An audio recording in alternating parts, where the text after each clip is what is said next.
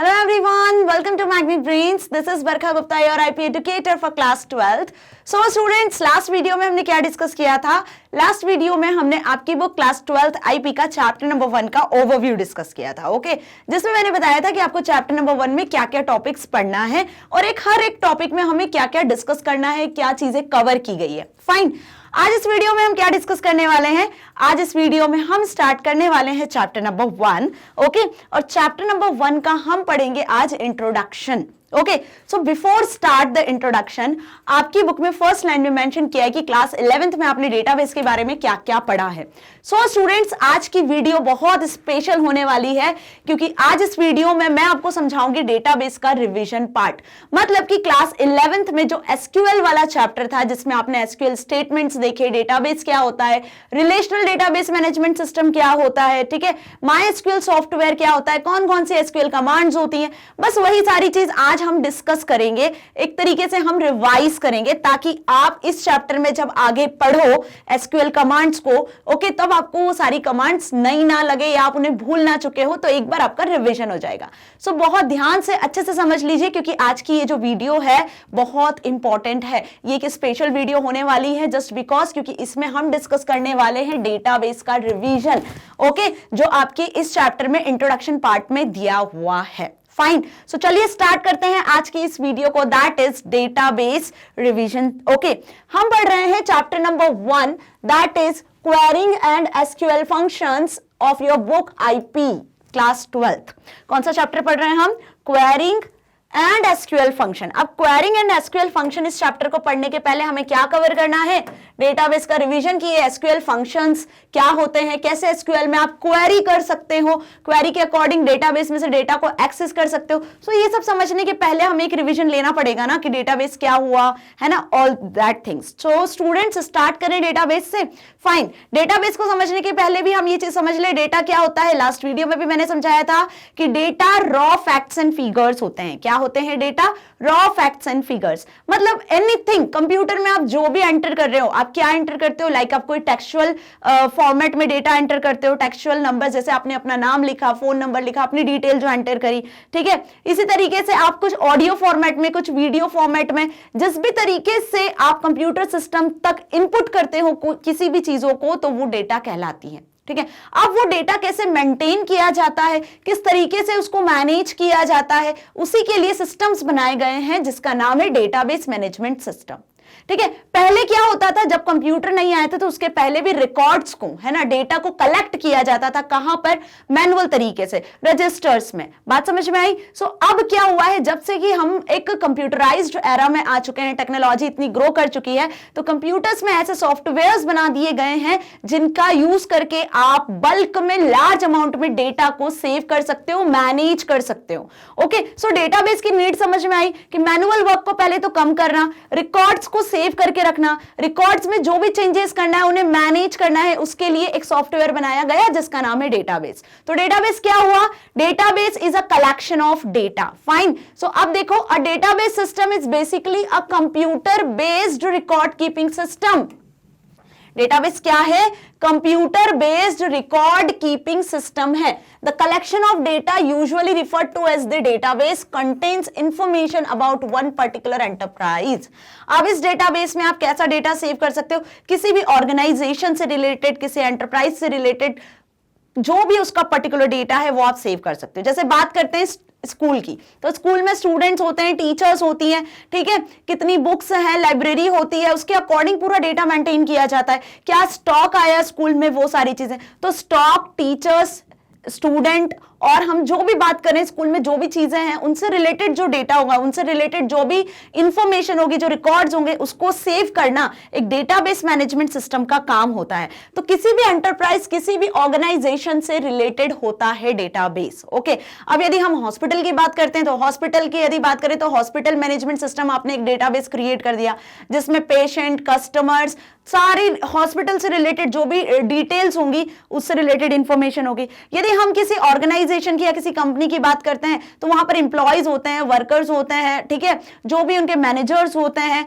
ठीक है, स्टॉक होता है, प्रोडक्ट्स होते हैं, वो सारी चीजों की डिटेल होती है, तो उस तरीके के डेटा को भी सेव किया जा सकता है डेटाबेस में। सिमिलरली इसी तरीके से यदि हम बात करें तो और भी बहुत सारी चीजें होती है, जैसे हम यदि मॉल्स जाते हैं, शॉपिंग मॉल्स जाते हैं, है ना, तो वहां पे कस्टमर्स की डिटेल होती है, क्या आइटम परचेज किया, क्या सेल किया, किस डेट में परचेज किया, क्या प्राइस थी, प्रोडक्ट की डिटेल होती है, कस्टमर की डिटेल होती है, वहां पे काम करने एम्प्लॉयज की डिटेल होती है। तो ऐसे जब हम डेटाबेस की बात करें ना, तो वर्ल्ड में क्या है, बहुत सारी चीजें होती हैं जहां पर डेटाबेस को मैनेज करने की जरूरत होती है। ठीक है, चाहे आप स्कूल की बात करो, हॉस्पिटल की बात करो, किसी भी एंटरप्राइज, किसी भी ऑर्गेनाइजेशन की बात करो। ठीक है, तो डेटाबेस मैनेजमेंट सिस्टम जो है उसने हमें एक बहुत अच्छी फैसिलिटी प्रोवाइड की है डेटा को मैनेज करने की। ओके, अब कैसे, वो सब हम आज इस वीडियो में देखेंगे। सो इन अ टिपिकल, यदि बात करें टिपिकल फाइल प्रोसेसिंग सिस्टम की, so permanent records are stored in various files. अब डेटाबेस के पहले क्या प्रोसेस होती थी, डेटाबेस के पहले डेटा को फाइल सिस्टम में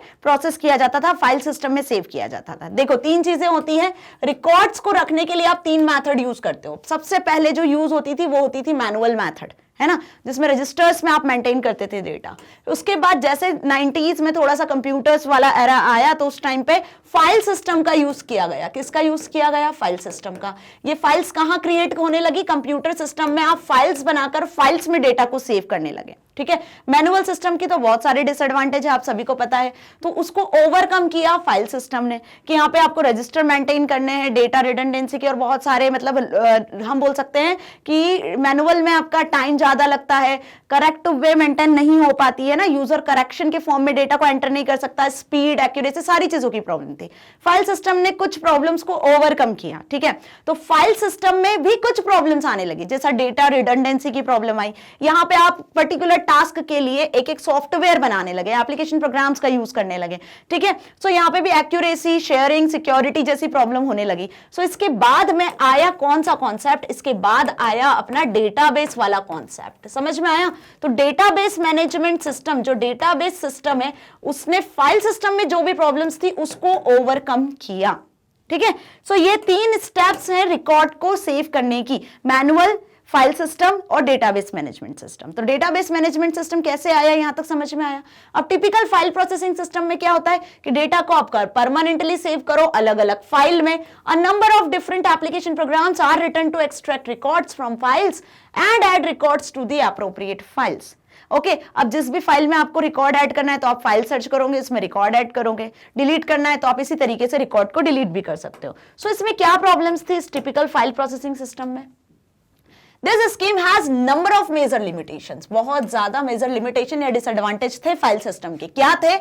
data redundancy, data inconsistency, unshareable data, unstandardised data, insecure data, incorrect data etcetera. मतलब कि फाइल सिस्टम में ये सारी प्रॉब्लम्स थी, ये सारे डिसएडवांटेज थे कि डेटा के डुप्लीकेट होने के चांसेस होते थे। अलग अलग फाइल्स में डेटा डुप्लीकेट हो रहा है, रिपीट हो रहा है। ठीक है, डेटा की कंसिस्टेंसी मेंटेन नहीं कर पा रहे थे। यदि किसी एक फाइल में चेंजेस किया और दूसरी फाइल में नहीं किया तो डेटा इनकंसिस्टेंट हो जाएगा, आप कैसे एक्सेस कर पाओगे, राइट। सो अनशेयरेबल, डेटा को शेयर करने में डिफिकल्टी, अनस्टैंडर्डाइज्ड डेटा, कुछ भी रूल्स रेगुलेशंस नहीं थे, आप अपने अकॉर्डिंग फाइल्स क्रिएट कर रहे हो। ठीक है, इनसिक्योरिटी भी थी, यहां पर डेटा के लॉस्ट होने के चांसेस थे, डेटा इनकरेक्ट वे में मेंटेन हो सकता था। ठीक है, सो बस फाइल सिस्टम का मोटिव ये था कि आप कंप्यूटराइज्ड वे में फाइल्स को क्रिएट कर सकते हो, किसी एप्लीकेशन सॉफ्टवेयर, एप्लीकेशन प्रोग्राम का यूज करके आप फाइल्स के फॉर्म में डेटा को एक्सेस कर पा रहे हो। ठीक है, कॉपी पेस्टिंग वाला काम ईजी हो गया था। जैसे मैनुअल रिकॉर्ड में क्या होता है, मैनुअल रिकॉर्ड में यदि कॉपी पेस्ट तो नहीं कर पाओगे ना, आप पूरा रॉन्ग करोगे, कट होगा, वो चीज नहीं फिर से बनानी पड़ेगी, रिपीटेशन होंगे। ठीक है, सो यहां पे बस वो चीज इजी हुई थी। बाकी रिडंडेंसी, इनकंसिस्टेंसी, अनशेयरेबल डेटा, ये सारी चीजें वैसी की वैसी ही थी। तो इनको ओवरकम किया गया। ये जो डिफिकल्टी दिख रही है ना, इस डिफिकल्टी को, इस प्रॉब्लम को खत्म करने के लिए डेटाबेस मैनेजमेंट सिस्टम बनाया गया, that is called DBMS। Is the answer to all this problems, it is provides a centralised control of data. क्या प्रोवाइड किया DBMS ने? एक सेंट्रलाइज्ड कंट्रोल प्रोवाइड किया डेटा पर। ठीक है, जिसमें क्या क्या फीचर्स मिले आपको, जिसमें आपको बहुत सारे एडवांटेजेस मिलेंगे डेटाबेस मैनेजमेंट सिस्टम के। जो फाइल सिस्टम की डिफिकल्टीज थी, जो प्रॉब्लम्स थी, उसी को ओवरकम किया डेटाबेस ने, तो वही उसके एडवांटेजेस बन गए। Like database system reduce the data redundancy. अब ये रिडंडेंसी वर्ड जो है, इसको सुनकर घबराने की जरूरत नहीं है। रिडंडेंसी मतलब डेटा डुप्लीकेशन।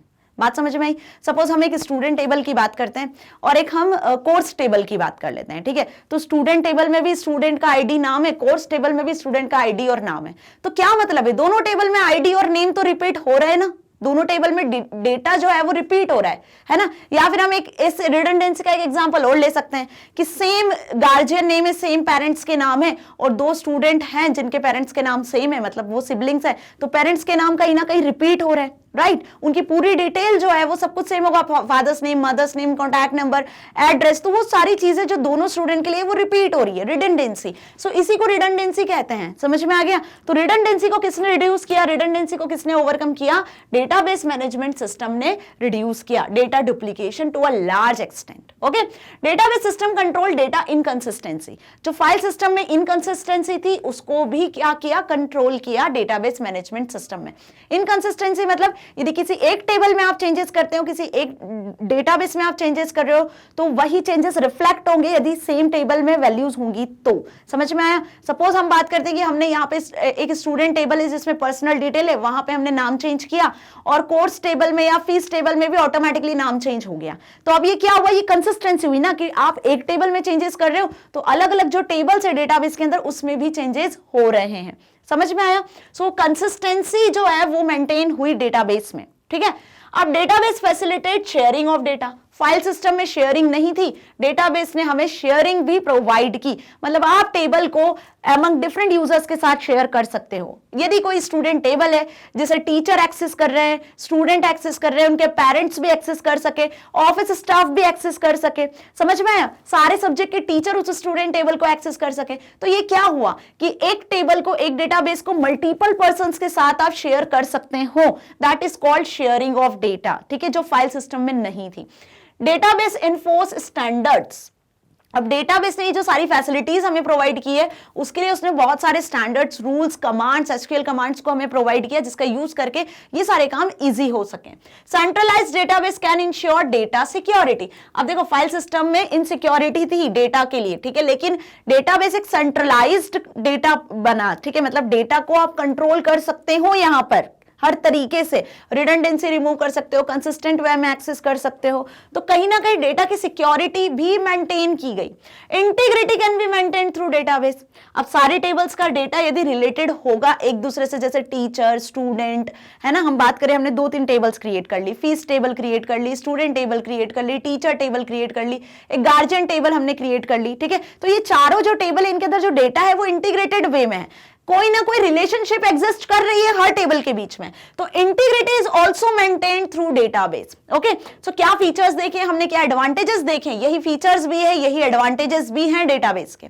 फाइन, सो डेटाबेस के एडवांटेजेस समझ में आ गया। जो मेन पॉइंट मैंने बताया कि डेटा रिडंडेंसी कम हुई, डेटा इनकंसिस्टेंसी कम हुई, रिड्यूस हुई, आप डेटा को शेयर कर सकते हो, कुछ स्टैंडर्ड्स थे जो डेटाबेस ने हमें प्रोवाइड किए, डेटा सिक्योरिटी हमें यहां पर मिली, साथ ही साथ डेटा की इंटीग्रिटी भी मेंटेन की गई। ओके, जो कि पहले के जो रिकॉर्ड कीपिंग सिस्टम हुआ करते थे जैसे फाइल सिस्टम या मैनुअल रिकॉर्ड कीपिंग सिस्टम उसमें नहीं थी। तो यहां से शुरुआत हुई डेटाबेस की, आपको अच्छे से समझ में आ गया। अब डेटाबेस के अपने मॉडल्स होते हैं, ठीक है, डेटाबेस समझ में आ गया, क्लियर। अब डेटाबेस के भी बहुत सारे मॉडल्स थे, जैसे डेटाबेस के यदि मॉडल्स की हम बात करें, किसकी बात करें, डेटाबेस के मॉडल्स की बात करें, तो 3 डेटाबेस के मॉडल्स थे जो पहले पॉपुलर हुआ करते थे। जैसे हम बात करते हैं हायरार्किकल मॉडल होता था डेटाबेस का, कौन सा, हायरार्किकल मॉडल।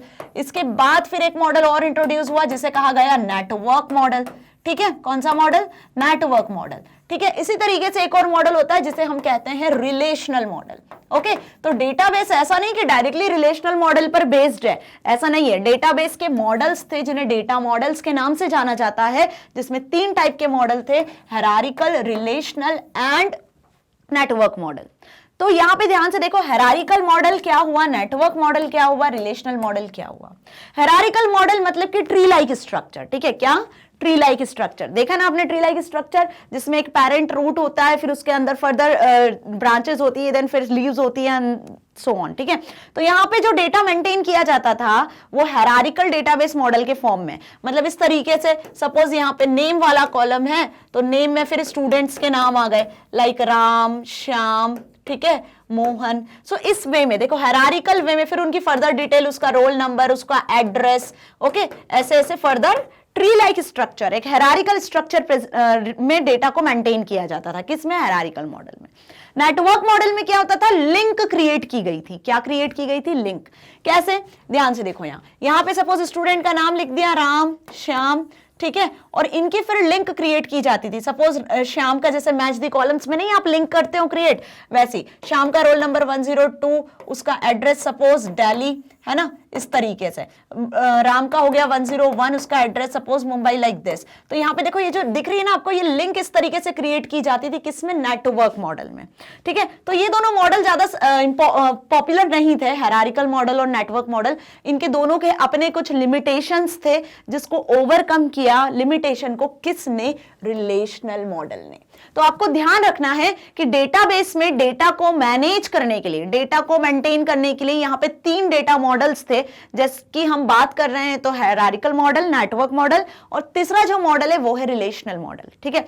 रिलेशनल मॉडल में डेटा को कैसे मेंटेन किया गया? रिलेशनल मॉडल में डेटा को मेंटेन किया गया रो और कॉलम के फॉर्म में। किस फॉर्म में मेंटेन किया गया? रो एंड कॉलम के फॉर्म में डेटा को मेंटेन किया गया। समझ में आया? अब ये हो गई आपकी एक टेबल, जिसे कहते हैं हम इसके रो, और इसे हम कहते हैं क्या? कॉलम। सो रिलेशनल मॉडल भी समझ में आ गया। अब रिलेशनल मॉडल है क्या? Most commonly used data model. ध्यान से देख लो, most commonly used data model for databases. Databases के लिए जो कॉमनली यूज्ड डेटा मॉडल है वो कौन सा मॉडल है? वो है रिलेशनल डेटा मॉडल, ठीक है, कॉमनली यूज जो होता है। बाकी हायरार्किकल और नेटवर्क जो मैंने मॉडल बताए हैं वो जनरली अब यूज नहीं होते हैं। जो यूज होते हैं वो होता है रिलेशनल मॉडल, जिसमें टैब्यूलर फॉर्मेट में डेटा को मेंटेन किया जाता है, जिसमें रोज होती हैं और कॉलम्स होते हैं। So in relational data model, the data is organized into tables. Data किस में ऑर्गेनाइज होता है? टेबल्स में, that is rows and columns में। So these tables are called relations, और इन टेबल को ही क्या कहा जाता है? यहाँ पर रिलेशंस कहा जाता है। और रो को हम कैसे रिप्रेजेंट करते हैं? रिलेशनशिप के फॉर्म में, सेट ऑफ वैल्यूज के फॉर्म में रोज होती हैं। समझ में आया? सो क्या बताया मैंने अभी कि डेटाबेस में डेटा जिस तरीके से मैनेज किया जाता है उसका तरीका कहलाता है, वो मॉडल कहलाता है रिलेशनल मॉडल, जिसमें टेबल्स के फॉर्म में डेटा सेव होता है। टेबल को क्या कहते हैं? टेबल को कहते हैं रिलेशंस। ओके, ये आपसे एमसीक्यूज में किसी भी तरीके से क्वेश्चन में पूछा जा सकता है। It is important thing. Fine. अब different terms used in relational model. Relational model में क्या क्या टर्म्स यूज करनी है, ठीक है, क्या टर्म्स हुई जो इंपॉर्टेंट टर्म्स होती है रिलेशनल मॉडल की, जिसका हम आगे भी यूज करेंगे। जब हम एसक्यूएल फंक्शंस को पढ़ेंगे इस चैप्टर में, तब आपको इन टर्म्स के बारे में पता होना चाहिए। ओके, क्योंकि जब मैंने नाम लिया सपोज रिलेशन का, तो आपको पता होना चाहिए रिलेशन मतलब टेबल, जिसके अंदर हम टेबल में डेटा सेव करने वाले हैं, ठीक है। टपल क्या होता है, एट्रीब्यूट क्या होता है, ये कुछ टर्म्स है, ये कुछ नाम है रिलेशनल डेटाबेस में, रिलेशनल मॉडल में। ओके, सो स्टार्ट करते हैं सबसे पहले रिलेशन से। ध्यान से देखो, अभी बताया कि a data storing logically related data must be atomic in SL. All rows of this table are distinct, ordering of rows and columns is immaterial. तो यहां आपको ध्यान रखना है कि रिलेशन क्या होगा? रिलेशन एक टेबल होगा जिसका नाम होगा रिलेशन, मतलब टेबल को ही रिलेशन कहते हैं। सपोज स्टूडेंट टेबल की यदि हम बात कर रहे हैं तो जो स्टूडेंट है वो एक रिलेशन है। क्लियर हुआ? जिसमें रो एंड कॉलम के फॉर्म में डेटा होता है, रो कॉलम के फॉर्म में अरेंज्ड होता है डेटा। ओके, सो इस डायग्राम को यदि आप ध्यान से देखोगे तो एक रिलेशनल डेटाबेस मॉडल का एग्जांपल है। ओके, मैंने एक फॉर्मेट बनाया हुआ है जिसमें ये जो पूरी आपको दिख रही है, ये पूरी एक क्या है? ये पूरी एक टेबल है, जिसे क्या कहते हैं हम? टेबल, रिलेशन या एंटिटी, किसी भी नाम से जानते हैं। फाइन। इसी तरीके से नेक्स्ट है डोमेन। ओके, डोमेन को हम बाद में पढ़ेंगे, पहले हम पढ़ लेते हैं टपल। क्या पढ़ लेते हैं? टपल। टपल क्या हुआ? अ रो को कहते हैं tuple. A row of relation is generally referred to as a tuple. मतलब इस टेबल को ध्यान से देखो, इस रिलेशन को ध्यान से देखो, यहाँ पे 1 2 3 4 कितनी रो हैं? 4 रो हैं। तो इन 4 रोज को क्या कहते हैं हम? रो, टपल या फिर रिकॉर्ड। तीनों नाम से जानते हैं, ध्यान रख लो। रो भी बोल सकते हो, टपल भी बोल सकते हो, रिकॉर्ड भी बोल सकते हो। ओके, सो यहां तक अच्छे से समझ में आ गया कि टपल क्या हुई। ओके, अब इसके बाद यदि हम बात करते हैं सेकंड, तो वो है एट्रीब्यूट। क्या है? एट्रीब्यूट। अब ओके, एट्रीब्यूट क्या हुआ? A column of a relation is generally referred to as a attribute. रो को क्या कहते हैं, टपल और रिकॉर्ड कहते हैं, ठीक है। कॉलम को क्या कहते हैं, कॉलम को कहते हैं एट्रीब्यूट। ये आपको कॉलम्स दिख रहे हैं ना, ये सारे कॉलम्स क्या हैं, इन्हें क्या कहते हैं इन्हें हम कहते हैं एट्रीब्यूट कॉलम्स या फिर फील्ड्स। क्या कहते हैं, फील्ड्स भी कहते हैं। सो ये अच्छे से समझ में आया कि एक टेबल में जिसे हम रिलेशन कह रहे हैं, इस रिलेशन में रोज होती हैं जिन्हें टपल्स कहते हैं, कॉलम्स होते हैं जिन्हें एट्रीब्यूट कहते हैं, और टेबल का जो नाम होता है उसे हम रिलेशन कहते हैं। ओके, अब इन रो और कॉलम से मिलकर एक फील्ड बनती है, क्लियर। और इन्हीं रो कॉलम के इंटरसेक्शन में सेव होता है डेटा वैल्यूज, क्लियर। अब आती है बात डोमेन की। डोमेन मैंने क्यों स्किप किया, डोमेन मैंने इसलिए स्किप किया स्टूडेंट्स क्योंकि this is a pool of values from which the actual data values appear in the given column are drawn. Column के अंदर जो भी वैल्यूज होंगी वो डोमेन कहलाएंगी, है ना। सपोज हमने यहां पर स्टूडेंट का नंबर असाइन किया या सीरियल नंबर असाइन किया, तो अब सीरियल नंबर क्या हो गए 1 2 3, ठीक है। तो ये जो 1 2 3 है ये क्या बन गए, ये बन गए डेटा वैल्यूज। ये क्या हो गए 1 2 3, ये हो गए आपके डोमेन। समझ में आया, इसी को हम क्या कहेंगे, इसको हम कहेंगे डोमेन। सो अच्छे से समझ में आ गया कि domain is a pool of values from which the actual values appearing in the given column are drawn. Okay, now next is degree. अब डिग्री क्या होता है, this refers to the number of attributes in a relation, कि relation में कितने number of attributes है, कितने number of columns है, उसको कहते हैं डिग्री। Next is cardinality. अब कार्डिनलिटी क्या हुआ, this refers to the number of tuples in a relation, कि रिलेशन में कितनी नंबर ऑफ रोज है। देखो, नंबर ऑफ टपल्स मतलब नंबर ऑफ रोज की यदि बात करें तो उसे हम कार्डिनलिटी कहेंगे, और नंबर ऑफ एट्रीब्यूट्स मतलब नंबर ऑफ कॉलम्स की यदि बात कहें तो हम उसे क्या कहेंगे, डिग्री कहेंगे, ठीक है। सो यहां तक अच्छे से समझ में आ गया कि रिलेशनल मॉडल में आप किस तरीके से टर्म्स का यूज करते हो, ठीक है। टेबल को रिलेशन, रोज को रिकॉर्ड या टपल, कॉलम्स को एट्रीब्यूट, नंबर ऑफ कॉलम कितने हैं उसे डिग्री कहेंगे टेबल की, रिलेशन की नंबर ऑफ रोज कितनी है उसे कहेंगे कार्डिनलिटी। ओके, सो और बात करते हैं हम नेक्स्ट कुछ टर्म्स की, ठीक है। सो अब इसके बाद जो मैं टर्म डिस्कस करने वाली हूं ना, ये मोस्ट इंपॉर्टेंट टर्म्स है। ध्यान से देखो, यहां पे सबसे पहले है प्राइमरी की, ठीक है। डेटाबेस में कीज का जो कॉन्सेप्ट है ना, वो मोस्ट इंपॉर्टेंट कॉन्सेप्ट है। कौन सा कॉन्सेप्ट, कीज का कॉन्सेप्ट, ठीक है। कीज क्या होती हैं, कीज क्यों बनाई गई हैं डेटाबेस में, ये भी बहुत इंपॉर्टेंट सा क्वेश्चन होता है। देखो, डेटाबेस में जैसे मैंने बताया कि टेबुलर फॉर्मेट में डेटा होता है, ठीक है। अब टेबुलर फॉर्मेट में कुछ एट्रीब्यूट्स, कुछ कॉलम्स होते हैं, ठीक है। अब यदि आपको रिकॉर्ड को यूनिकली आइडेंटिफाई करना है, जैसे सपोज कि आपकी क्लास में 2 स्टूडेंट सेम नाम से हैं, बिल्कुल नाम भी सेम है, फर्स्ट नेम लास्ट नेम बिल्कुल सेम है, तो अब उन दोनों स्टूडेंट को कैसे आप आइडेंटिफाई करोगे। उन दोनों स्टूडेंट को टेबल में यदि सेव है उन दोनों के नाम, तो आप कैसे, हमने बोला सपोज सोनाली नाम से 2 बच्चे हैं, ठीक है, आपकी क्लास में सोनाली शर्मा नाम से है, ठीक है। तो सोनाली शर्मा की डिटेल पूरी चाहिए, तो अब 2 सोनाली शर्मा है, आप उन्हें कैसे एक्सेस कर पाओगे, दोनों की डिटेल आपको मिलेगी। तो या तो आप उनको उनके सीरियल नंबर से या रोल नंबर से या इनरोलमेंट नंबर से, किसी भी नंबर से आप उनको आइडेंटिफाई कर पाओगे। तो बस वही कॉन्सेप्ट कीज का होता है कि जब आपको टेबल में से रिकॉर्ड्स को आइडेंटिफाई करना है, रिकॉर्ड्स को एक्सेस करना है, यूनिकली एक्सेस करना है, then we use the concept of keys, ठीक है। अब डेटाबेस मैनेजमेंट सिस्टम में जो कीज की वैल्यू है वो समझ में आई आपको, ठीक है। तो यहां पे देखो, जो कीज होती है ना, डेटाबेस की जो कीज होती है वो सुपर की, कैंडिडेट की, कंपोजिट की, फॉरेन की, सरोगेट की, अल्टरनेट की, प्राइमरी की, है ना। ये सारी कीज होती हैं जो मोस्ट इंपॉर्टेंट रोल प्ले करती है, लेकिन इन सब में भी सबसे ज्यादा जो इंपॉर्टेंट रोल प्ले करती है ना, वो होती है प्राइमरी की। कौन सी की होती है, प्राइमरी की, ठीक है। जैसा भी मैंने एग्जांपल दिया आपको कि सलोनी शर्मा नाम के 2 स्टूडेंट है, ठीक है, क्लास में। अब उन दोनों को जब आपने टेबल में सेव किया या आपने एक टेबल बनाई, इस टेबल में आपके पास 2 रिकॉर्ड्स हैं, ओके। सलोनी शर्मा नाम के आपके पास में 2 रिकॉर्ड हैं, ठीक है। तो हमने बोला कि हमें सलोनी शर्मा की पूरी डिटेल चाहिए, ओके। तो अब आप ये पूरी डिटेल कैसे एक्सेस कर पाओगे, जब आपके पास में कुछ इसको एक्सेस करने के लिए कुछ भी कीज होंगी, है ना, कोई कॉलम होगा जिसके थ्रू आप इनको यूनिकली आइडेंटिफाई कर पाओगे, राइट। तो कैसे यूनिकली आइडेंटिफाई कर पाओगे इन्हें आप या तो इनके रोल नंबर से, इनके एनरोलमेंट नंबर से, इनके एड्रेस से, इनके कॉन्टैक्ट नंबर से, इनके फादर्स मदर्स के नाम से ही एक्सेस कर पाओगे ना, ठीक है। तो यहां पे जब रिकॉर्ड को यूनिकली आइडेंटिफाई करना है, क्या करना है, रिकॉर्ड को यूनिकली आइडेंटिफाई करना है। तो यूनिकली आइडेंटिफाई करने के लिए रिकॉर्ड्स को हम जिस की का यूज करते हैं वो की होती है, कौन सी की, प्राइमरी की। कौन सी की होती है वो, प्राइमरी की होती है। यहां तक समझ में आ गया कि रिकॉर्ड्स को यूनिकली आइडेंटिफाई करने के लिए हम प्राइमरी की का यूज करते हैं। This refers to a set of one or more attributes that can uniquely identify tuples within the relation. Relation में मोर देन वन रिकॉर्ड को यूनिकली आइडेंटिफाई करना है, उसके लिए हम यूज करते हैं प्राइमरी की का। यदि एम्प्लॉय टेबल की बात करते हो तो एम्प्लॉय आईडी बन जाता है यूनिक प्राइमरी की। स्टूडेंट टेबल की बात करते हो तो स्टूडेंट का रोल नंबर, सारे स्टूडेंट के रोल नंबर तो अलग अलग होते हैं, किसी स्टूडेंट का रोल नंबर रिपीट होता है क्या? नहीं होता है ना, तो रोल नंबर क्या बन गया? प्राइमरी की बन गई, है ना। कस्टमर की बात करें तो हर कस्टमर का आईडी हमने असाइन किया हुआ है, तो कस्टमर आईडी हो गया प्राइमरी की। पेशेंट की बात करें तो पेशेंट को भी हमने नंबर अलॉट किया हुआ है कि हर पेशेंट को एक एक नंबर आपने अलॉट किया हुआ है ना, तो पेशेंट का जो नंबर है वो कहलाएगा प्राइमरी की। तो ऐसे हर टेबल में एक प्राइमरी की होना बहुत जरूरी होता है। तो यही प्राइमरी की क्या करती है? यही प्राइमरी की का यूज करके आप रिकॉर्ड्स को, टपल्स को आइडेंटिफाई कर सकते हो यूनिकली, कि हर एक रिकॉर्ड अपने आप में यूनिक रिकॉर्ड है, डुप्लीकेट कुछ भी नहीं है। समझ में आया? तो डुप्लीकेशन कैसे हटा? डेटाबेस में जो रिडंडेंसी रिड्यूस हो रही है ना, रिडंडेंसी कम हो रही है, डुप्लीकेशन कम हो रहा है, वो इन कीज की वजह से ही कम हुई।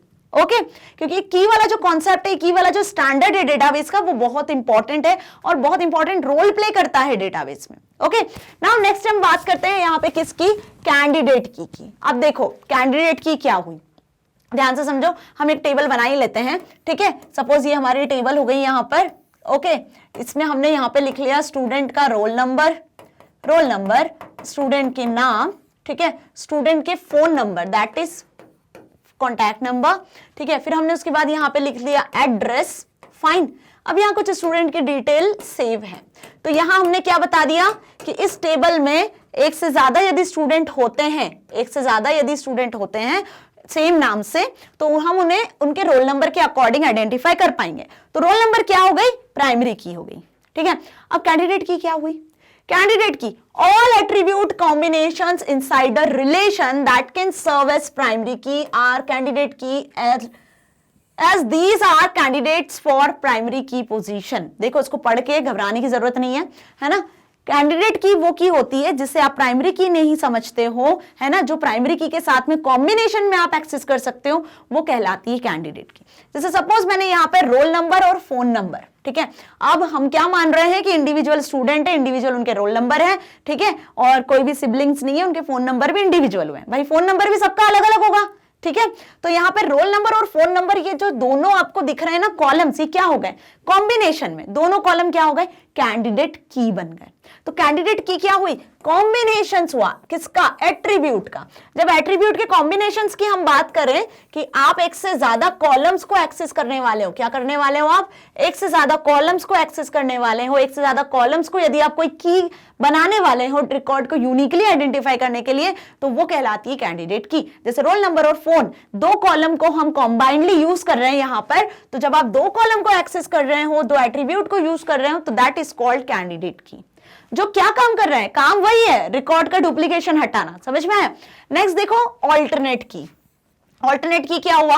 अब यहां ध्यान से समझना, ऑल्टरनेट की क्या हुआ? सपोज मैंने यहाँ पे ना एक कॉलम और ऐड कर दिया जिसमें मैंने लिख दिया एनरोलमेंट नंबर। होता है ना सभी स्टूडेंट का एनरोलमेंट नंबर, फाइन। तो यहां मैंने एक कॉलम ऐड किया दैट इज एनरोलमेंट नंबर, ठीक है। अब रोल नंबर को तो हमने प्राइमरी की बना रखा है, रोल नंबर को क्या बनाया हमने? प्राइमरी की। रोल नंबर और फोन नंबर मिलकर क्या बन गए हैं? और कैंडिडेट की बन चुके हैं। अब यहाँ पे जो एनरोलमेंट नंबर बचा हुआ है, हम चाहें तो इसको हम एक ऑल्टरनेट वे में यूज कर सकते हैं कि रिकॉर्ड्स को और अच्छे से यूनिकली आइडेंटिफाई करना है, तो एनरोलमेंट नंबर भी कभी रिपीट नहीं होता है किसी भी स्टूडेंट का, तो आप एनरोलमेंट नंबर से भी क्या कर सकते हो? रिकॉर्ड्स को आइडेंटिफाई कर सकते हो। तो रोल नंबर यदि आपने प्राइमरी की बनाया हुआ है तो उसके ऑल्टरनेट, है ना, उसका ऑल्टरनेट ऑप्शन आप यूज कर सकते हो एनरोलमेंट नंबर को भी। तो एनरोलमेंट नंबर क्या बना दिया हमने? एनरोलमेंट नंबर को हमने बना दिया ऑल्टरनेट की। सो अ कैंडिडेट की दैट इज नॉट प्राइमरी की। कैंडिडेट की जो कि प्राइमरी की नहीं होती है, उसे हम कहते हैं ऑल्टरनेट की। ओके, सो तीनों कीज अच्छे से समझ में आ गई? फाइन। ये तीनों की मोस्ट इंपॉर्टेंट है, ध्यान से आपको समझना है। Okay, now next is foreign की। अब हम कौन सी की डिस्कस करने वाले हैं? फॉरेन की को डिस्कस करने वाले हैं, ठीक है। तीन कीज हम डिस्कस कर चुके हैं। फॉरेन की क्या होती है? अब फॉरेन की सबसे पहली इंपॉर्टेंट चीज तो ये है कि जब आप एक से ज्यादा टेबल, क्या एक से ज्यादा टेबल को एक्सेस करते हो, एक से ज्यादा टेबल्स को जब आप एक्सेस करते हो, जैसे स्टूडेंट टेबल, कोर्स टेबल, ठीक है, कि कितने स्टूडेंट हैं उनकी डिटेल वाली हमने एक टेबल बना ली, जैसे ये स्टूडेंट की पर्सनल डिटेल की टेबल हो गई, ठीक है। अब इसी तरीके से यदि आप एक्सेस करते हो क्या, कोर्स टेबल, सपोज यहाँ पे हमने एक कोर्स नाम की टेबल बनाई, कौन सी टेबल बना ली, कोर्स नाम की टेबल, ठीक है। तो अब इस कोर्स नाम का जो रिलेशन है, इस कोर्स नाम की जो टेबल है, इसमें आपको कि कौन सा स्टूडेंट किस कोर्स में एनरोल है, तो भैया एक तो कोर्स आईडी हो गई यहाँ पर, ठीक है, कि course ID suppose C101, C102, C103, इस तरीके से कोर्स आईडीज हो गई, कोर्स के नाम हो गए, सी नेम, कोर्स के नाम हो गए सपोज साइंस, मैथ, जो भी है, ओके। इसके अकॉर्डिंग आपके फर्दर कॉलम्स क्रिएट हो गए। अब कौन सा स्टूडेंट किस कोर्स में है, कितने स्टूडेंट हैं, तो हम क्या करेंगे, यहां से जो रोल नंबर है स्टूडेंट के या स्टूडेंट के नेम है, जो यहाँ पे प्राइमरी की बनी हुई है, जैसे रोल नंबर क्या है, यहाँ पे प्राइमरी की है, किसमें, स्टूडेंट वाले रिलेशन में, तो आप रोल नंबर को यहाँ पे एक्सेस कर रहे हो, क्या एक्सेस कर रहे हो आप, रोल नंबर को यहाँ एक्सेस कर रहे हो। तो किसी एक टेबल की प्राइमरी की को, किसी एक टेबल की प्राइमरी की को जब आप किसी और टेबल में एक्सेस करते हो, ठीक है, तो यहां पे वो प्राइमरी की बन जाती है कौन सी की, फॉरेन की। ध्यान रखो, किसी एक टेबल की प्राइमरी की जब किसी दूसरी टेबल में आप एक्सेस कर रहे हो तब वो प्राइमरी की नहीं रहती है, तब वो बन जाती है फॉरेन की। तो यहाँ पे जो कोर्स का आईडी है वो इस टेबल का प्राइमरी की है, और रोल नंबर जो हमने यहां से इस टेबल से एक्सेस किया है, ये क्या बन गया, ये बन गया फॉरेन की। तो समझ में आ गया कि फॉरेन की क्या हुई, foreign key a non key attribute whose values are derived from the primary key of some other table. ध्यान से देखो, किसी और टेबल की प्राइमरी की से जब आप किसी वैल्यू को एक्सेस करते हो किसी और टेबल में, तो वो बन जाती है उस करंट टेबल के लिए फॉरेन की। ओके, सो होप आपको चारों कीज अच्छे से समझ में आई। फाइन। अब कैंडिडेट की, ऑल्टरनेट की, प्राइमरी की, ये सब जो मिलकर काम कर रहे हैं, क्या काम कर रहे हैं कि डेटा को डुप्लीकेट होने से बचा रहे हैं, रिकॉर्ड्स को आप इजीली आइडेंटिफाई कर पाओ, है ना। जो टेबल में बल्क में रिकॉर्ड है, सपोज 1000 स्टूडेंट एक टेबल में सेव है, तो वहां से यदि रिकॉर्ड को आपको आइडेंटिफाई करना है इजीली किसी भी तरीके से, तो आप उन्हें इजीली एक्सेस कर सकते हो। कंसिस्टेंसी मेंटेन करने के लिए कीज का यूज किया जाता है। ओके, सो होप आपको ये कॉन्सेप्ट भी अच्छे से समझ में आया। अब यहाँ पे क्या है, मैंने एक एग्जाम्पल लिया हुआ है, देखो ध्यान से, टेबल का क्या एग्जाम्पल लिया हुआ है, हमने यहाँ पे कस्टमर टेबल की बात की है। किस टेबल की बात की, कस्टमर टेबल की। कस्टमर आईडी, कस्टमर का फर्स्ट नेम, लास्ट नेम, उसकी बर्थ डेट। क्लियर। अब कस्टमर आईडी, ये सारे कस्टमर के आईडीज हैं, ये उनके फर्स्ट नेम है, ये लास्ट नेम है, ये उनकी बर्थ डेट है। तो अब यहाँ पे कस्टमर टेबल है, तो टेबल क्या हो गई आपकी, ये पूरी कस्टमर टेबल। एक रिलेशन के नाम से भी आप इसको जान सकते हो, जिसका नाम क्या है, इस रिलेशन का नाम है कस्टमर रिलेशन। ओके, जो टर्म्स हमने अभी तक डिस्कस की उसका एग्जांपल है, ठीक है। अब यहाँ पे column ID, first name, last name, birth date, ये जो ब्लू कलर से आपको दिख रहा है, ये सब क्या बन गए, ये सब बन गए एट्रीब्यूट इस रिलेशन के, इस टेबल के, दैट इज कॉलम्स, ठीक है। अब यहाँ पे देखो 4 कस्टमर के डिटेल्स हैं, 4 कस्टमर का रिकॉर्ड है, मतलब 4 रो है, तो इन्हें हमने क्या कहा, इन्हें हमने कहा रो, रिकॉर्ड या टपल। जिसमें कस्टमर का जो आईडी है, ये वाला जो कॉलम है, वो क्या है, प्राइमरी की। मतलब एक से ज्यादा, जैसे यहाँ पे आपको दिख रहा है ना, जॉन नाम के 2 कस्टमर्स हैं, तो इन दोनों कस्टमर को यदि यूनिकली आइडेंटिफाई करना है, तो हमने इस कस्टमर को आईडी प्रोवाइड किया हुआ है कि पहला जॉन का कस्टमर आईडी XY001 है, दूसरे जॉन का कस्टमर आईडी W1308 है। तो अब आप इन दोनों जॉन को कैसे आइडेंटिफाई कर पाओगे, उनकी प्राइमरी की के अकॉर्डिंग, उनके आईडी के अकॉर्डिंग। तो आईडी क्या हो गया, आईडी हो गया प्राइमरी की, ठीक है। अब यहां देखो, हर एक कॉलम में कुछ कुछ वैल्यूज एंटर की हुई है, दिख रही है ना वैल्यूज। बर्थ डेट में बर्थ डेट्स हैं, नाम में नाम है कस्टमर्स के, तो ये क्या हो गई, ये सारी हो गई डेटा वैल्यूज। क्या हो गई ये, डेटा वैल्यूज, जिन्हें हम कॉलम के डोमेन के नाम से भी जानते हैं। सो यहाँ पे आपको अच्छे से समझ में आ गया कि डेटाबेस की नीड क्या हुई, डेटाबेस में रिलेशनल मॉडल को क्यों यूज कर रहे हैं। रिलेशनल मॉडल इजी होता है, कन्वीनियंट होता है, जिसमें आप टेबुलर फॉर्मेट में डेटा को सेव करते हो, जिसे रिलेशन कहते हैं, जिसमें रो, कॉलम, टपल, एट्रीब्यूट, कीज होती हैं। ओके, अब हम डिस्कस करने वाले हैं क्या, SQL, जो कि बहुत इंपॉर्टेंट टॉपिक है, ठीक है, बहुत इंपॉर्टेंट टर्म है डेटाबेस से रिलेटेड। अब डेटाबेस में यदि आपको कोई नया रिकॉर्ड एंटर करना है, डेटाबेस में यदि आपको किसी रिकॉर्ड में चेंजेस करना है, समझ में आया, जैसे ये जो कस्टमर टेबल है, यहां पे आपको कुछ चेंजेस करना है, इस टेबल में आपको कोई और नए कस्टमर को ऐड करना है, ठीक है, तब आप क्या करोगे, तब हम यूज करेंगे एसक्यूएल का, स्ट्रक्चर्ड क्वेरी लैंग्वेज का। मतलब सिंपल है कि डेटाबेस में से डेटा में जो भी ऑपरेशन आपको परफॉर्म करना है, आपको इंसर्शन करवाना है, रिकॉर्ड्स को, टपल्स को डिलीट करना है, मैनिपुलेट करना है, कुछ चेंजेस करना है। सपोज किसी स्टूडेंट का या कस्टमर का फोन नंबर गलत लिखा हुआ है तो आपको उसको चेंज करना है। तो ये जो भी ऑपरेशंस आपको परफॉर्म करना है टेबल में, रिलेशंस में, तो उसके लिए क्या करना है, हमें जिस लैंग्वेज का यूज करना है वो लैंग्वेज होगी स्ट्रक्चर्ड क्वेरी लैंग्वेज, जिसमें आप क्वेरी के फॉर्मेट में डेटाबेस में चेंजेस कर सकते हो। किस फॉर्मेट में, क्वेरी फॉर्मेट में। So SQL is a standard computer language. कौन सी लैंग्वेज है, स्टैंडर्ड कंप्यूटर लैंग्वेज है। किसके लिए, फॉर रिलेशनल डेटाबेस मैनेजमेंट, ध्यान से देखो, एंड डेटा मैनिपुलेशन। एसक्यूएल क्या है, कि स्टैंडर्ड कंप्यूटर लैंग्वेज है रिलेशनल डेटाबेस मैनेजमेंट के लिए। रिलेशनल डेटाबेस मैनेजमेंट अब समझ में आ गया ना। रिलेशनल डेटाबेस मैनेजमेंट मतलब जिसमें टेबल्स के फॉर्म में डेटा सेव होता है, रो कॉलम में डेटा होता है। यदि इस पे आपको क्या करना है, इस पे कोई ऑपरेशन परफॉर्म करना है, तो जिस कंप्यूटर लैंग्वेज का यूज करेंगे हम, वो होगी कौन सी लैंग्वेज, एसक्यूएल, जिसमें आप डेटा को मैनिपुलेट कर सकते हो। ये मैनिपुलेशन का मतलब समझ में आ गया कि आप डेटा में चेंजेस कर सकते हो, अपडेशंस कर सकते हो, इंसर्शन, डिलीशन, जो आपको करना है टेबल में रिकॉर्ड्स के साथ में, ठीक है, वो आप यहां पे कर सकते हो। किसका यूज करके, एसक्यूएल का। It is used to query करने के लिए, इंसर्ट करने के लिए, अपडेट करने के लिए, डेटा को मॉडिफाई करने के लिए, इंसर्शन, डिलीशन, अपडेशन, है ना, मॉडिफिकेशन, इन सभी के लिए एसक्यूएल लैंग्वेज का यूज किया जाता है। क्लियर है, एसक्यूएल का फुल फॉर्म क्लियर है, स्ट्रक्चर्ड क्वेरी लैंग्वेज, याद कर लीजिए क्योंकि ये इंपॉर्टेंट है आपके एग्जाम पॉइंट ऑफ व्यू से।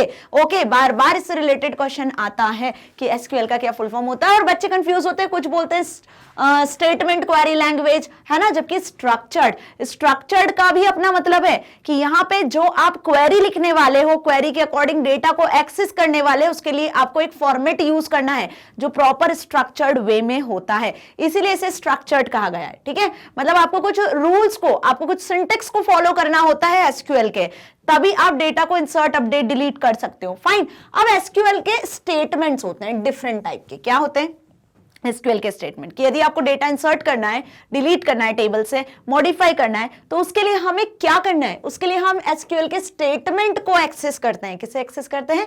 एसक्यूएल के स्टेटमेंट को। और हर एक स्टेटमेंट के अंदर कमांड्स होती हैं, ठीक है, जिन कमांड्स का यूज करके आप क्वेरी फायर कर सकते हो डेटाबेस में, टेबल में। ठीक है, तो कौन कौन से एसक्यूएल स्टेटमेंट हुए? बहुत सारे होते हैं वैसे तो, बट जो तीन मेन इंपॉर्टेंट है एसक्यूएल स्टेटमेंट जिनके बारे में हम डिस्कस करेंगे, that is DDL, DML and TCL. DDL का क्या हुआ फुल फॉर्म? डीडीएल मतलब कि डेटा डेफिनेशन लैंग्वेज कमांड्स और डेटा डेफिनेशन लैंग्वेज स्टेटमेंट। ठीक है, देखो डेटा को टेबल में डिफाइन करने के लिए, टेबल में डेटा को डिफाइन करने के लिए जिस एसक्यूएल स्टेटमेंट का यूज करेंगे, जिन कमांड्स का हम यूज करेंगे, वो डीडीएल स्टेटमेंट्स होंगे। नेक्स्ट देखो क्या है, डीएमएल, डेटा मैनिपुलेशन लैंग्वेज। ठीक है, डीएमएल मतलब डेटा को मैनिपुलेट करने के लिए, डेटा को चेंज करने के लिए, अपडेट करने के लिए, मैनिपुलेट करने के लिए जिन स्टेटमेंट का, जिन कमांड्स का यूज करेंगे, वो होगा DML, data manipulation language. Next है transaction control language commands. TCL का मतलब ट्रांजैक्शन कंट्रोल लैंग्वेज। अब आप जो भी टेबल में काम कर रहे हो, आप टेबल में कुछ इंसर्शन कर रहे हो, डिलीशन कर रहे हो, इट मींस कि वो एक ट्रांजैक्शन की तरह ट्रीट होता है। कैसे ट्रीट होता है? ट्रांजैक्शन की तरह। जैसे बिजनेस में होता है ना कि आप जो भी कर रहे हो, सेलिंग कर रहे हो, कुछ परचेसिंग कर रहे हो, whatever you do in a business, it treats as a transaction. आपने कुछ अमाउंट विड्रॉ किया, आपने कुछ अमाउंट हम बोल सकते हैं डिपॉजिट किया, तो ये एक ट्रांजैक्शन होता है। वैसे यहां पर टेबल में आप जो भी ऑपरेशन परफॉर्म करोगे, इंसर्शन, डिलीशन, अपडेशन, उसे हम एक ट्रांजैक्शन की तरह यहां पर ट्रीट करते हैं। तो उसके लिए भी कुछ स्टेटमेंट होते हैं जिसका नाम है ट्रांजैक्शन कंट्रोल स्टेटमेंट। अब इनके बारे में पढ़ लेते हैं कि दिस स्टेटमेंट और commands that allow you to perform task related to data definition, this command that allow you to perform the data manipulation, this command that allow you to manage and control the transaction। देखो transaction को control और manage करने के लिए हम transaction control statements का use करते हैं। ओके, सो तीन टाइप के स्टेटमेंट्स है जो इंपॉर्टेंट है ना, जो इंपॉर्टेंट है, जो हर डेटाबेस के लिए कॉमन भी है। इसके अलावा भी होते हैं सेशन कंट्रोल स्टेटमेंट्स होते हैं, है ना, बट जो इंपॉर्टेंट है वो हम यहां डिस्कस कर रहे हैं। फाइन। इसको और अच्छे से इसके एग्जाम्पल को डिस्कस कर लें। जैसे आपको टेबल क्रिएट करनी है, टेबल में कुछ ऑल्टर करना है, नया कॉलम ऐड करना है ना। यदि आपको टेबल को डिलीट करना है तो क्रिएटिंग, ऑल्टरिंग, ड्रॉपिंग, ये सब क्या हुए, ये एग्जाम्पल हुए किसके, डीडीएल के। ठीक है, आपको किसी और यूजर को परमिशन देनी है कि वो आपके टेबल को एक्सेस कर सकता है। So you grant the permission, you grant the privilege. तो यहां पे आप यदि किसी यूजर को प्रिविलेज दे रहे हो या उससे परमिशन वापस ले रहे हो तो ये भी डीडीएल स्टेटमेंट के अंदर आता है। मेंटेनेंस कमांड, टेबल को मेंटेन करने की जो कमांड होती है, सपोज टेबल में आपका नाम आपको चेंज करना है, टेबल में किसी कॉलम का नाम चेंज करना है, किसी कॉलम का डेटा टाइप चेंज करना है, तो टेबल के मेंटेनेंस से रिलेटेड टेबल में कुछ नई चीज ऐड करनी है, टेबल को डिफाइन करना है, किसी और यूजर को परमिशन देनी है टेबल को एक्सेस करने से रिलेटेड, वो सब डीडीएल में होता है। ठीक है, अब इन सब के लिए जो स्टेटमेंट यूज किए जाते हैं, स्टेटमेंट, एसक्यूएल स्टेटमेंट। ठीक है, जैसे मैंने बताया ना कि स्ट्रक्चर्ड क्यों बनी है लैंग्वेज, क्योंकि ये जो काम मैंने बताया, जो एग्जांपल आपको बताए, इन्हें करने के लिए जिस स्ट्रक्चर को, जिसको आपको फॉलो करना है वो होगा क्रिएट, ऑल्टर, ड्रॉप, रीनेम, इस तरीके से। समझ में आया? अगर टेबल क्रिएट करनी है तो आप क्रिएट का यूज करोगे, जो पहले से एसक्यूएल में स्ट्रक्चर्ड है, डिफाइंड है कि क्रिएट का आप यूज करोगे तब आप एक टेबल क्रिएट कर पाओगे। कॉलम ऐड करना है ना, या फिर आपको कुछ नया डेटा टाइप डिफाइन करना है तो अब आप ऑल्टर का यूज करोगे। आपको डिलीट करना है टेबल को तब आप ड्रॉप का यूज करोगे। टेबल में यदि आपको नाम चेंज करना है तब आप रीनेम का यूज करोगे। यदि किसी यूजर को परमिशन देना है तो हम ग्रांट का यूज करेंगे, है ना। उससे परमिशन वापस लेना है तो रिवोक का यूज करेंगे। सो इस तरीके से क्या हुए, इस तरीके से एसक्यूएल स्टेटमेंट्स हुए जिनका यूज हम सीखेंगे। ओके, नेक्स्ट देखो डीएमएल। डीएमएल के क्या एग्जांपल है, डेटा को रिट्राइव करना, इंसर्ट करना, डिलीट करना, उसमें कुछ चेंजेस करना, जो डेटाबेस में डेटा स्टोर है उसमें। तो मैनिपुलेशन था ना, डीएमएल का मतलब डेटा मैनिपुलेशन। तो डेटा में जो टेबल में डेटा वैल्यूज हैं, हर कॉलम की जो डोमेन वैल्यूज हैं, उनमें यदि आपको चेंजेस करना है ना, उसको आपको एक्सेस करना है। सपोज मैंने बोला कि किसी टेबल में 1000 रिकॉर्ड्स हैं, ठीक है। अब 1000 रिकॉर्ड्स है कि 50 नंबर वाला रिकॉर्ड मुझे एक्सेस करना है, तो 50 नंबर वाला रिकॉर्ड आप एक्सेस कर रहे हो, मतलब पूरी टेबल में 50th रिकॉर्ड को आप रिट्राइव कर रहे हो। रिट्राइव करने का मतलब समझ में आया, तो रिट्राइवल। सपोज मैंने बोला कि नया स्टूडेंट आपको ऐड करना है, तो इंसर्शन। और लास्ट जो जिन स्टूडेंट्स ने स्कूल छोड़ दिया, लीव कर दिया, उन्हें हमें डिलीट करना है टेबल से, तो डिलीशन। तो इस तरीके के जो एग्जांपल होते हैं वो किस कैटेगरी में लिखे जाते हैं, डीएमएल, डेटा मैनिपुलेशन लैंग्वेज में लिखे जाते हैं। फाइन, अब इसके जो भी स्टेटमेंट है जो स्ट्रक्चर्ड क्वेरी लैंग्वेज में यूज किए जाते हैं, जिसको एज इट इज आप यूज करके इंसर्शन, डिलीशन, रिट्राइवल, मॉडिफिकेशन जैसा काम कर सकते हो क्वेरी का यूज करके, तो उसके लिए जो स्टेटमेंट पहले से डिफाइन है वो है इंसर्ट, अपडेट, डिलीट। ओके, इन कमांड्स को हम डिटेल में समझेंगे। क्लियर? नेक्स्ट देखो यहाँ पे TCL, that is transaction control statement, making changes to database permanent. Database में यदि आपको चेंजेस करना है, कुछ परमानेंट चेंजेस करना है, वो कर सकते हो। अनडूइंग चेंजेस टू डेटाबेस, मतलब जो कंट्रोल जेड वाला काम होता है ना, अंडू करना, रिडू करना, वो भी आप कर सकते हो। क्रिएटिंग सेव पॉइंट्स, आप सेव कर सकते हो। Setting properties for current transaction, जो ट्रांजैक्शन हुआ है यदि उसको सेव करना है, सेटिंग कुछ करना है, तो वो इसमें आती है। तो ट्रांजैक्शन कंट्रोल स्टेटमेंट के एग्जांपल समझ में आ गए। और यहाँ पे जिनका यूज करते हो आप स्टेटमेंट का, वो होता है कमिट और रोल बैक। कमिट मतलब कि आप एक तरीके से ट्रांजैक्शन को सेव कर रहे हो और लास्ट जो चेंजेस हुए यदि उसको वापस लेकर आना है तो रोल बैक का यूज करना है।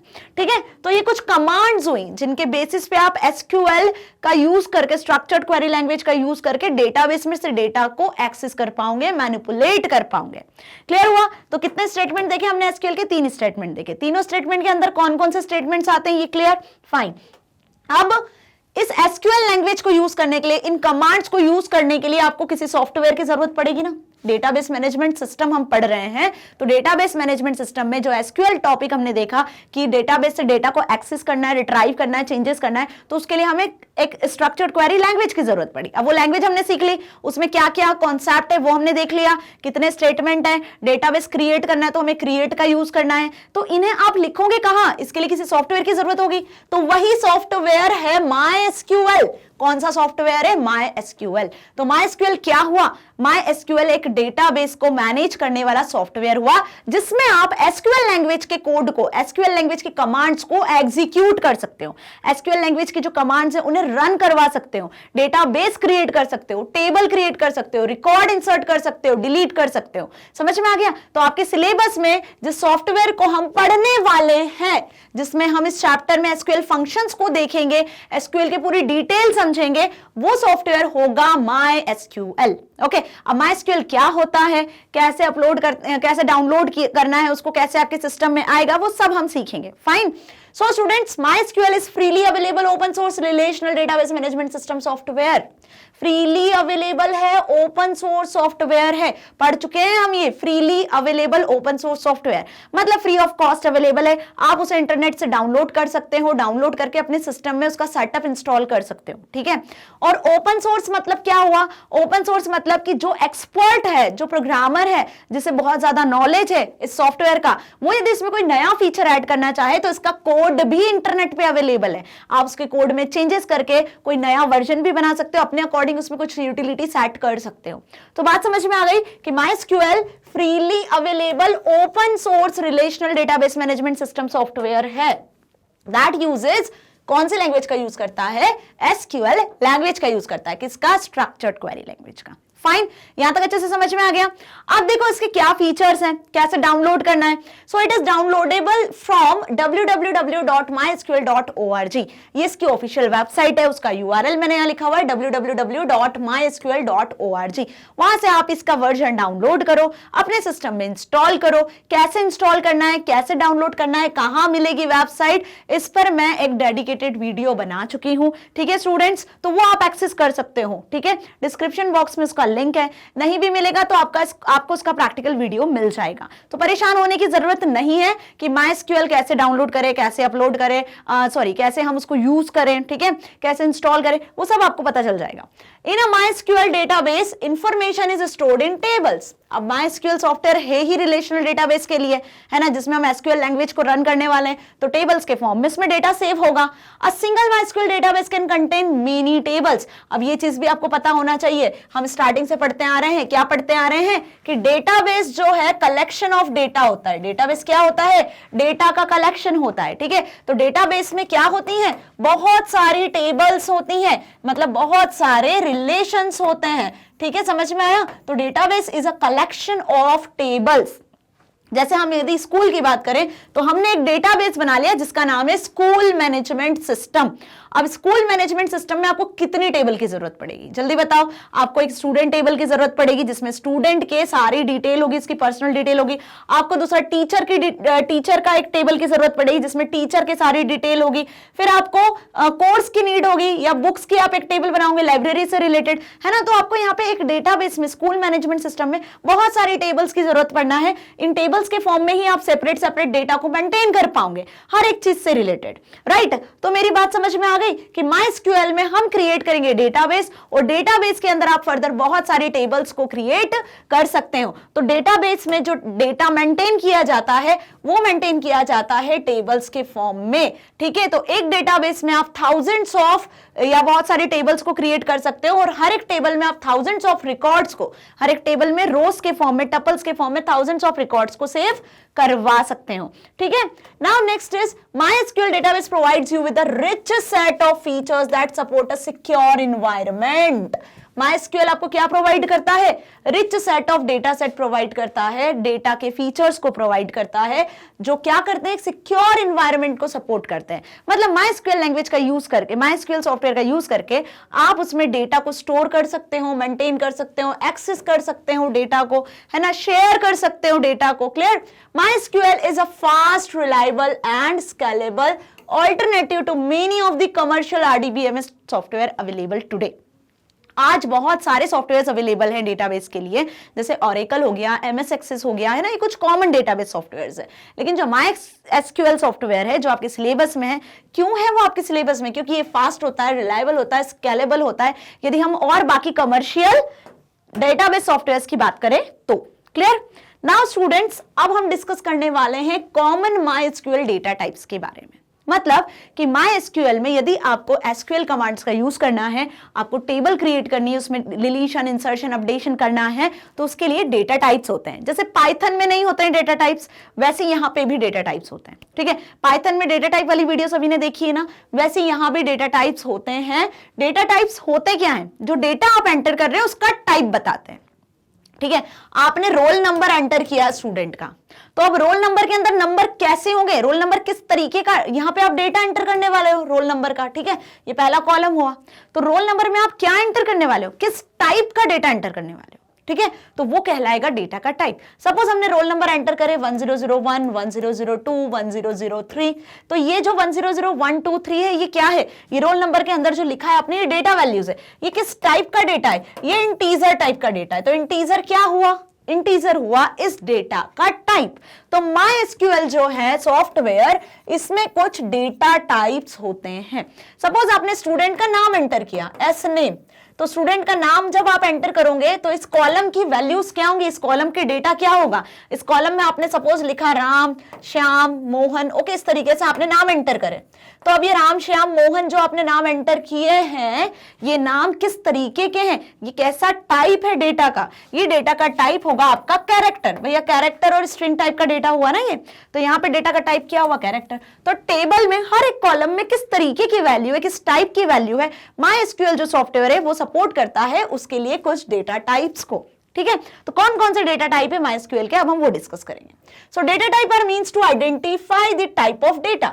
डेटा के टाइप को यदि आइडेंटिफाई करना है तो इसके लिए हम क्या यूज करते हैं? डेटा टाइप्स को यूज करते हैं। And associated the operation for handling it, और आप उस डेटा पे क्या ऑपरेशन परफॉर्म करने वाले हैं उसमें भी, उससे भी रिलेटेड होता है, उसमें भी हेल्प करता है। ठीक है, so a values data type associates a fixed set of properties with the value. okay, so अब देख ले कौन कौन से डेटा टाइप होते हैं MySQL में। तो बहुत सारे डेटा टाइप होते हैं, लेकिन यहाँ मैंने कुछ कॉमन डेटा टाइप्स को बताया हुआ है आपको, क्योंकि हम जस्ट रिवीजन कर रहे हैं ना, तो रिवीजन पॉइंट ऑफ व्यू से आपको ये चीजें पता होनी चाहिए, राइट। तो क्या डेटा टाइप हुए MySQL के? बहुत सारे होते हैं बेटा, ध्यान सुन लो। इसके अलावा भी बहुत से और डेटा टाइप्स होते हैं, बट हम कुछ कॉमन डेटा टाइप्स का यूज कर रहे हैं जो जनरली डेटाबेस और टेबल को क्रिएट करने में हेल्प करते हैं। जैसे कैर, अभी मैंने बताया, जिसमें कैरेक्टर वैल्यूज होती हैं, जैसे स्टूडेंट का नाम हो गया जिसमें स्ट्रिंग वैल्यूज, कैरेक्टर वैल्यूज हुई। ठीक है, father's name, mother's name, last name, first name.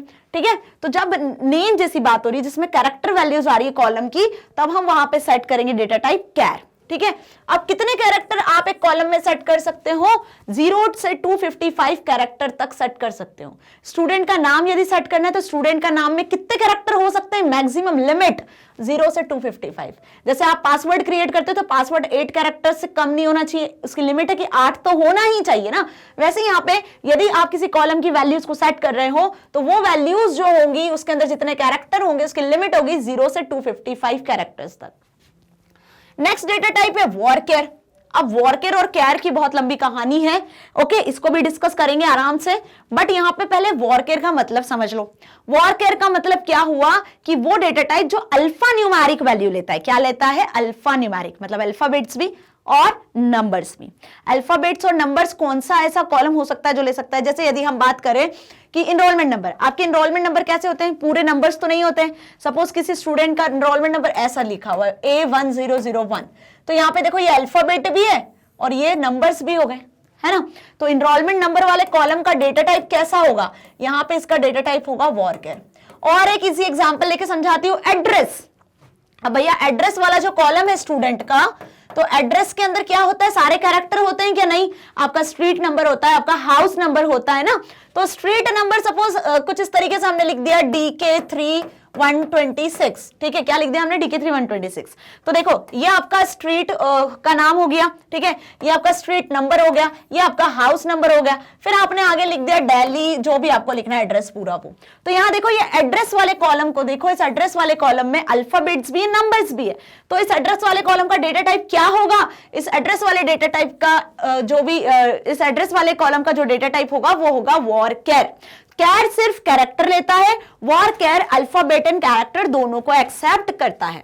Next देखो टेक्स्ट।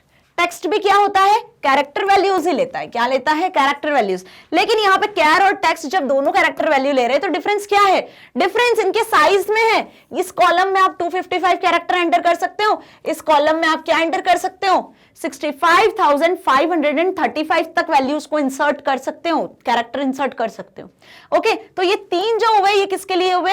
ये हुए आपके कैरेक्टर के लिए, ठीक है। जो कैरेक्टर्स आप एंटर करते हो ना किसी भी कॉलम में, जो डेटा आप एंटर कर रहे हो, यदि वो कैरेक्टर्स टाइप का है तो उसकी वैल्यूज है यहाँ पे दी हुई है कि कितनी लिमिट में, कितने साइज में आप एंटर कर सकते हो इस डेटा टाइप की वैल्यूज में। ओके, नेक्स्ट देखो इंटीजर।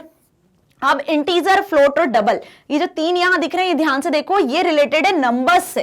किससे रिलेटेड है? ये नंबर्स से रिलेटेड है, ठीक है। अब नंबर क्या हुए? सपोज आपको क्या एंटर करना है, कुछ भी, लाइक आपका रोल नंबर ही एंटर करना है। अब रोल नंबर नंबर्स में ही है, ओके, जनरली, या सीरियल नंबर। सीरियल नंबर तो नंबर में होता ही है ना, किसी भी चीज की लिस्ट आप बना रहे हो तो उसमें आपने आगे सीरियल नंबर लिख दिया। तो सीरियल नंबर, सपोज आप न्यूमेरिक सीरियल नंबर यूज कर रहे हो 1 2 3 4 सपोज, तो यहां पे आप क्या यूज करोगे इसके लिए? Data type. भाई सीरियल नंबर के अंदर हम नंबर कर रहे हैं यूज 1 2 3 4 5, तो 1 2 3 4 5 क्या है? इंटीजर टाइप है, ठीक है। तो उस कॉलम में जब आपने एक सीरियल नंबर का कॉलम बनाया एक टेबल में, तो सीरियल नंबर जो भी आप एंटर कर रहे हो ये इंटीजर टाइप के हैं, ठीक है। तो उसकी जो इस कॉलम की जो साइज होगी, इस कॉलम में आप कितने नंबर एंटर कर सकते हो एक पर्टिकुलर, तो इसकी रेंज ये होगी। देखो इंटीजर की क्या रेंज होगी? कुछ करोड़ में, मिलियंस में जा रही है रेंज, मतलब आप एक किसी भी सेल में इतने मिलियंस तक का नंबर सेट कर सकते हो। नेक्स्ट देखो फ्लोट। फ्लोट क्या हुआ? फ्लोट मतलब डेसिमल वैल्यूज। परसेंटेज हुए, प्राइस हुआ, प्रोडक्ट का प्राइस है, प्राइस लिखा हुआ है यहाँ कॉलम में जो आपने प्रोडक्ट परचेज किया, तो प्राइस जरूरी है क्या इंटीजर ही होगा, नंबर में ही होगा? तो नंबर में होगा, लेकिन जरूरी नहीं है कि इंटीजर ही हो। प्राइस हो सकता है कुछ चीज आपने 250 रुपए की परचेज की तो 2.50 समथिंग कुछ इस तरीके से आपने एंटर किया, है ना। कुछ चीज आपने सपोज 5050 रुपीज की परचेज की, या टाइम हम बोल सकते हैं, ठीक है, या आपकी परसेंटेज, तो परसेंटेज भी जरूरी नहीं है ना कि इंटीजर में ही हो, 95.6% बने, ठीक है। तो इस तरीके से जो डेटा होता है जो डेसिमल में होता है उसके लिए हम डेटा टाइप यूज करते हैं फ्लोट। और फ्लोट मतलब डेसिमल डेटा टाइप, उसका प्रिसीजन देखो 23 डिजिट्स तक हो सकता है। डेसिमल के बाद आप 23 डिजिट को एक्सेप्ट कर सकते हो। लाइक इसी तरीके से डबल होता है, डबल भी डेसिमल ले रहा है और फ्लोट भी डेसिमल वैल्यू को एक्सेप्ट कर रहा है।